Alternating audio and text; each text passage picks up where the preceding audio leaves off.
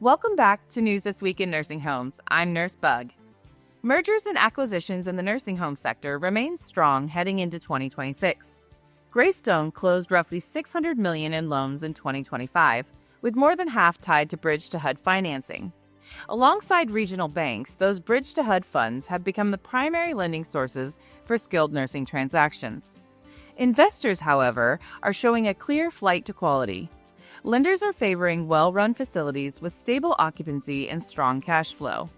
Bluma Broner of CIBC notes spreads are tightening for stronger borrowers, meaning high-performing assets are securing better financing terms while weaker operators face steeper challenges. Even without immediate rate cuts, deals are penciling. Any future Federal Reserve cuts would simply widen the pool of potential transactions. 2 rate reductions in 2026 could lower borrowing costs further, boosting HUD loan volume and supporting per-bed valuations. Financing structures are also evolving. Operators are increasingly using mezzanine debt, recapitalizations, and higher leverage strategies, often with a plan to refinance through HUD's lien program once properties stabilize. High interest rates haven't frozen the market. Instead, they've sharpened it, rewarding operational strength, disciplined underwriting, and quality assets as capital continues flowing into skilled nursing.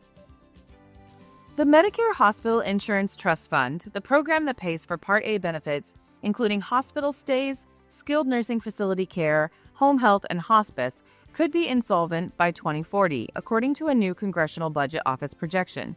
That's 12 years earlier than the agency's previous estimate published in March 2025. The CBO said the trust fund's balance is expected to grow through 2031, but beginning in 2032, spending will outpace income.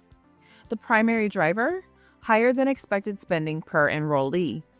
Fee-for-service Medicare Part A costs in 2025 and Medicare Advantage Plan bids for 2026 both came in above projections, pushing long-term spending estimates higher.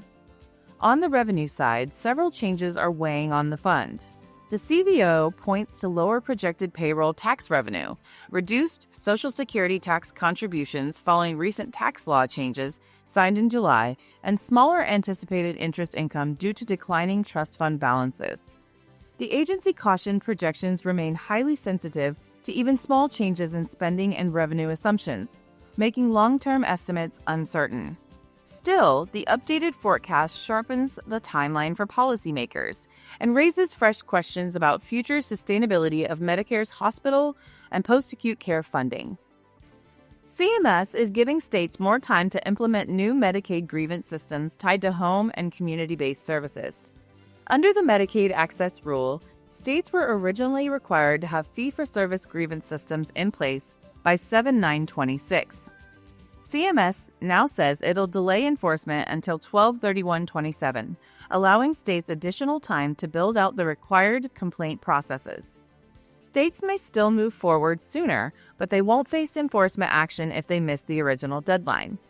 The rule requires grievance systems for services delivered under the Medicaid authorities, including Section 1915C waivers, a key pathway for AL providers offering home and community-based services, as well as other state plan options and demonstration programs. CMS says some states indicated they need electronic systems to properly track and resolve complaints within the required timeframes, prompting requests for more time. During the delay, the agency will continue monitoring compliance through existing oversight tools and may consider future rule changes. The extension comes amid broader Medicaid pressures. Roughly 17% of AL residents are Medicaid beneficiaries, and industry leaders say the delay allows states to redirect staff and resources towards other major Medicaid changes and funding challenges now underway. Thank you for joining me for News This Week in Nursing Homes. To get more of Qsource news and info, visit qsource.org to view podcasts, sign up for the newsletter, and remember, for all of your QI needs, call the Q.